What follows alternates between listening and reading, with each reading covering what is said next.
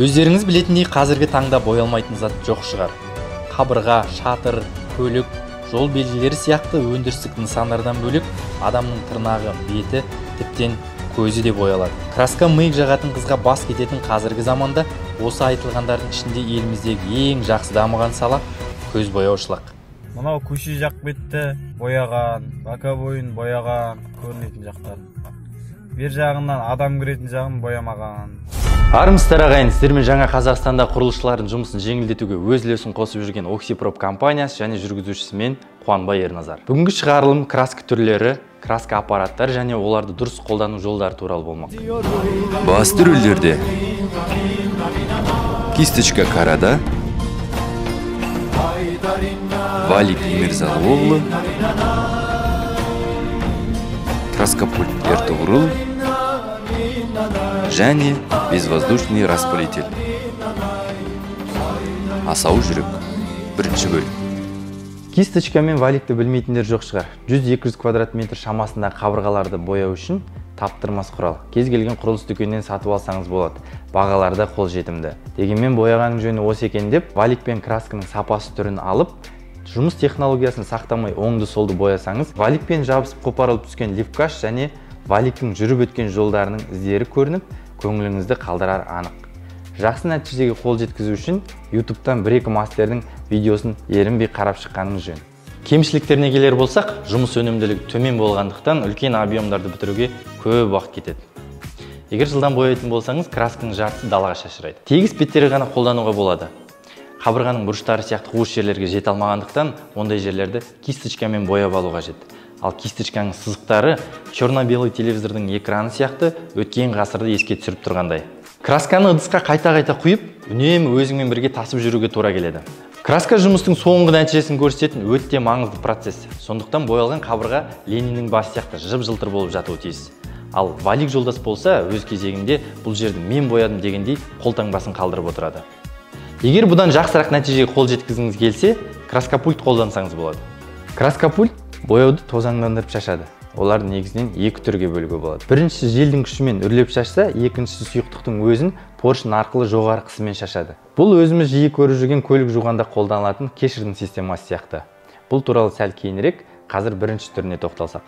Мына пистолет компрессор жазылады. Егер өзіңізде компрессорыңыз бар болса, пистолетті бар болғаны 2000 теңге мен 15 000 теңге аралығында сатып ала аласыз. 300-400 мың теңге тұратындары да бар. Оларды негізінен көліктің сыртын бояуға қолданады. Ал мына түрі компрессорды қажет етпейді, себебі жел үрлейтін бөлігі краскопульттың өзінде орнатылған. Бағалары 20 мың теңге мен 80 мың теңгенің аралығында. Шнурмен және батарейкамен істейтін түрлері бар. Сырт келбеттері өзгеше көрінгенмен, екеуінің жұмыс істеу принциптері, жылдамдығы, тіптен жұмысының сапасы да бірдей. Негізінен үй жағдайында кішігірім жерлерді бояуға өте ыңғайлы зат. Заборды, гаражды, воротаны жалтыратып бояп қойсаңыз, сізге риза болғаннан үйдегілер де, көршілер де, тіпті туысқандар да еш нәрсе демейді. Себебі краскопульт валикке қарағанда заманауи. Маған ойбай туысқандардың ешнәрсе демейді ма? Ойбай демеңдерші. Біздің туысқандар заманауи. Салыстырмалы түрде айтатын болсақ, кисточканың енді қажеті жоқ. Боялатын жердің тегіс болуы да шарт емес. Валик сияқты өзінің қолтаңбасын қалдырмайды. Краска бір шама тегіс болып жалтырап жатады. Валикке қарағанда 2 есе жылдам жұмыс істейді. Ал кемшіліктеріне келетін болсақ, кез келген адам қолдана алмайды. Сәл қолының ебі бар адам бояған жөн. Красканы пистолеттегі ыдысқа қайта-қайта толтырып отыру керек. Краска толы пистолеттің салмағы 2-3 килограммға дейін жеткендіктен жұмыс барысында қолды талдырып, бір тегіс шашуға кедергі жасайды. Ыдыстағы краска төгілмес үшін пистолетті 45 градустан артық жоғары немесе төмен қаратуға болмайды. Қол жетпейтін жерге краскопульт те жетпейді. Ондай жерлер көп. Козел көтеріп, түсіп шығу уақыт пен энергияны алып қояды. Бұл үлкен кемшілік. Жұмыстың сапасы мен өнімділігі кәсіби мамандарды қанағаттандырмайды. Сіздер қанағаттандырылмағандықтарыңыздан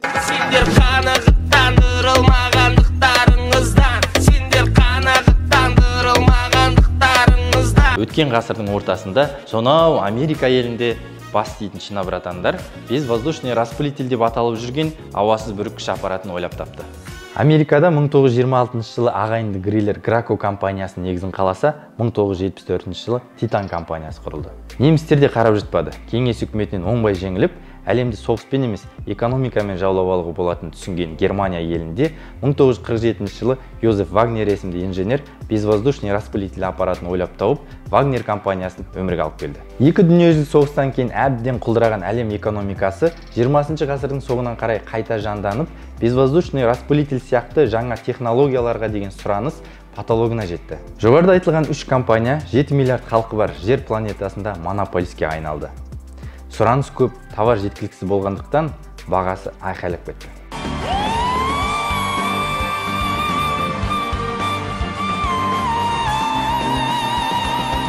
Конкуренцияның жоқтығынан ақшаның астында қалған Чина братандарды көрген Чайна братан өзінің ксерокс аппаратынан өткізіп, коррупцияның арқасында дамымай артта қалып кеткен елдерге қолжетімді бағамен сата бастады. Бізге жақын Ресей, Украина, Беларусь елдеріне алғаш болып кеңінен тарала бастады. Қазақ еліне алғаш болып осы елдерден жеткізілгендіктен российский аппарат деген сөзге сеніп қалғандар да болды.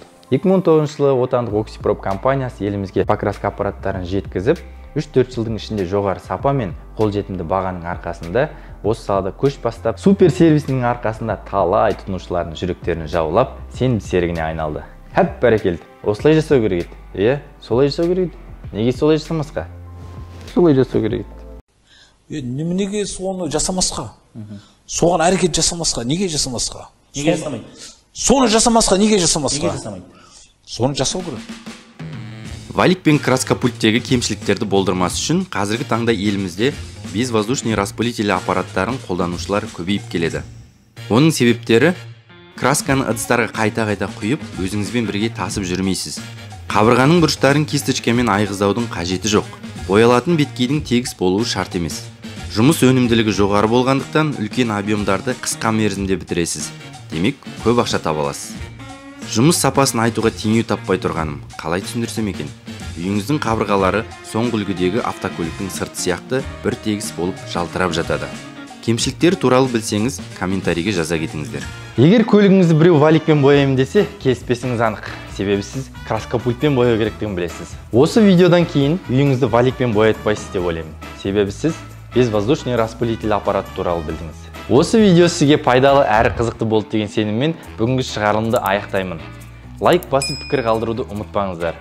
Осы видеоны таныстарыңыздың барлықтарына жіберіңіздер. Ешкім қалып кетпесін. Туысқандарды қалдырма, класстастарды қалдырма, Азизжанды қалдырма. Азизжанды қалдырма, құрдастарды қалдырма. Машина мініп шу деген, қыз көрінсе қу деген. Шашты қапталға қайырған, луғы қызға бағайырған. Ыз жеп қанат тұнады, ұятты yapmak ұрады.